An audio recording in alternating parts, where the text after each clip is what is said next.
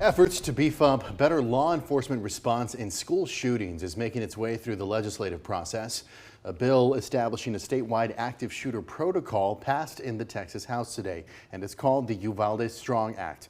Thanks so much for joining us. I'm Daniel Marin. And I'm Jennifer Sanders. The legislation honors the victims of the Robb Elementary School shooting in Uvalde. For some context here, in May of 2022, a gunman shot and killed 19 children and 2 teachers.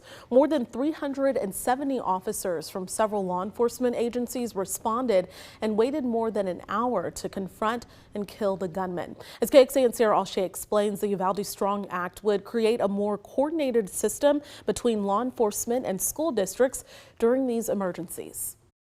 There being 147 ayes and 0 nays, House Bill 33 is passed to engrossment. House Bill 33, also known as the Uvalde Strong Act, now one step closer to becoming law. We owe it to the 19 students and 2 teachers from Robb Elementary and to every community across Texas to make sure this never happens again. The bill proposes that law enforcement train alongside school districts to better prepare for active shooter incidents. It aims to confront response failures during the Robb Elementary School tragedy nearly 3 years ago. Back in 2022, a Texas House investigative committee released a report claiming it could not find one person or one decision made responsible for the shooting, but rather several failures paired with a chaotic environment that led to miscommunications and delayed responses. I watched nearly 400 officers, local, state, federal, stand outside while children and teachers were trapped with the shooter for over an hour. Representative Don McLaughlin, the bill's author and former Uvalde mayor, says he was one of the first people on scene that day. There was chaos everywhere. Leadership was nowhere to be found.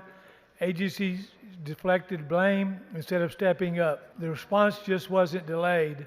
It was disorganized, directionless, and deadly. This, he says, creates a clear, unified statewide response protocol. The bill mandates joint training exercises, clear chains of command, and demands real-time coordination between law enforcement and school districts. This now sends the bill to the Senate for a vote as well. Nothing that anybody on this floor could say that would undo the tragedy of what happened in your community. But I think it's important that it's your first bill on this floor that is a direct response to the failures that took place that day. Sarah Alshay, KXAN News.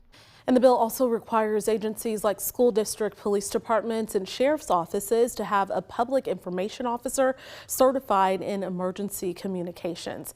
Representative McLaughlin says 7 of the major law enforcement agencies gave their full support for this bill.